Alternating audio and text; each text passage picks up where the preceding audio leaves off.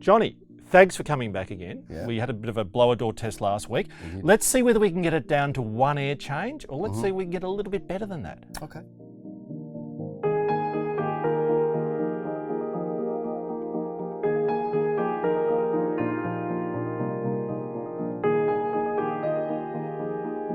Today's episode, we are going to look at Mr. Mark Pohlner's new house still under construction.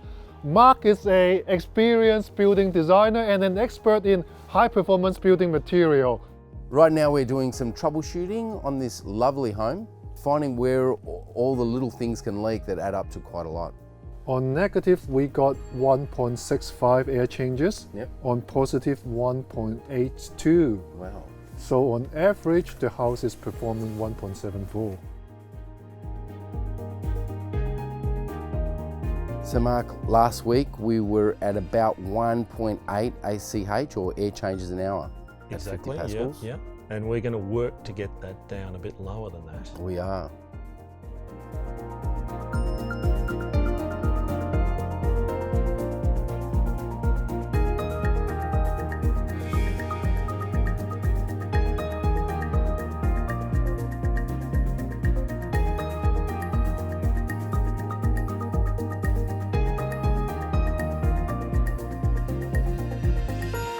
That's a nasty one. You put insulation up and you hide your own leak, don't you?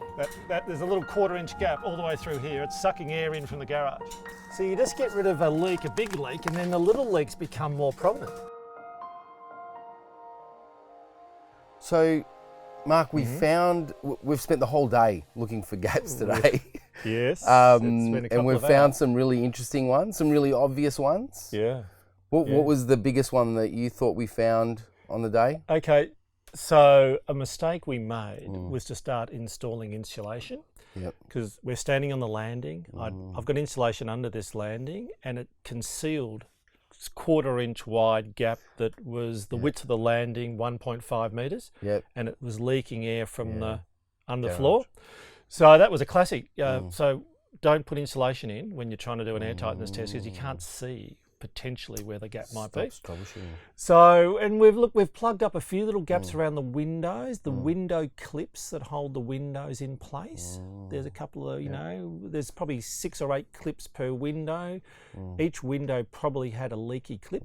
So that's 10, 12 clips, whatever happened. Now the other thing is that the windows they're not passive house certified windows, it's unknown how much they're leaking. That's right. Yeah. That's right. We had a couple of little bits of tape on our wrap, so between the ceiling and the walls, and we were looking up at the ceiling and found that the ceiling tape stopped maybe, 1/2 an inch short of the end of the wall. Yeah. So just human error. Yeah. Yeah, just little bits where you just rush at a fraction and you're, working a couple of hours, you're getting tired. Yeah. We had a couple of bits of tape that were a foot long that were missing, which is strange, but we found those pretty quickly. That's good, isn't it? We had a couple of situations where we had a double stud on a window or a door opening, and we taped off to the first, which left the gap between the two stud. Even though it's a hairline crack, there was a leak. It all adds up. So all those were pretty easy to find. Yeah. But we've been hunting for endless little gaps, haven't we? Yeah. So it's unbelievable that even as well as we have taped this house up, we've got down to a figure of 0.8. 0.8. So down one whole air change at 50 pascals. So I think, considering the windows that you've got here, I think that's a fantastic result. Look, a day. When I started, it was an ambition to get it down to 3, anything better than 3. If I could get it down to 2 or 1 or something like that. Wow.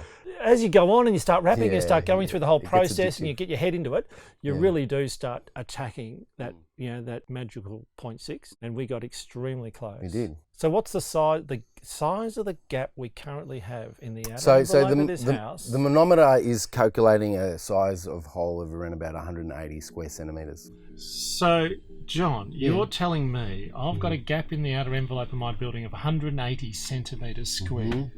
6 centimetres by 30 centimetres. That's the total gap there of the size of the hole of the gaps.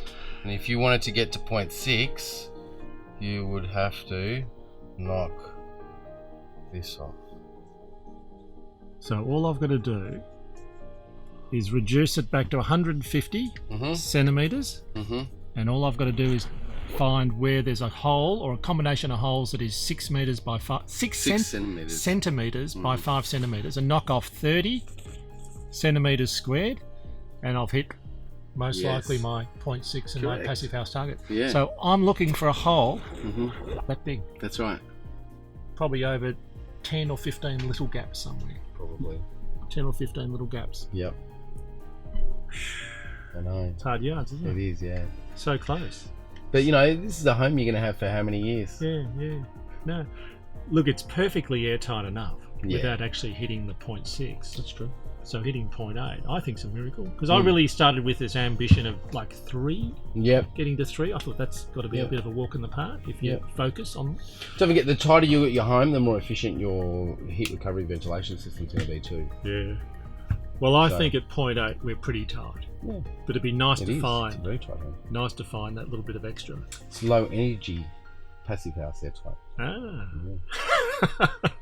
It's fine. Okay, I'll work with that. Well done. Cool. It's been a huge day, hasn't it? It's been a great day. Well done. Great project. Thank you, Johnny. Much appreciated. And great products. Yeah, look, I've got no problem with the products. It's purely my workmanship. It's purely the fact that I've got this complicated, large house, you know, that's articulated, and you never know. We'll do the final test on completion. You never know your luck. You never know. I doubt it, though. You never know your luck, do you? Okay, no worries. Thanks, Johnny. Cheers.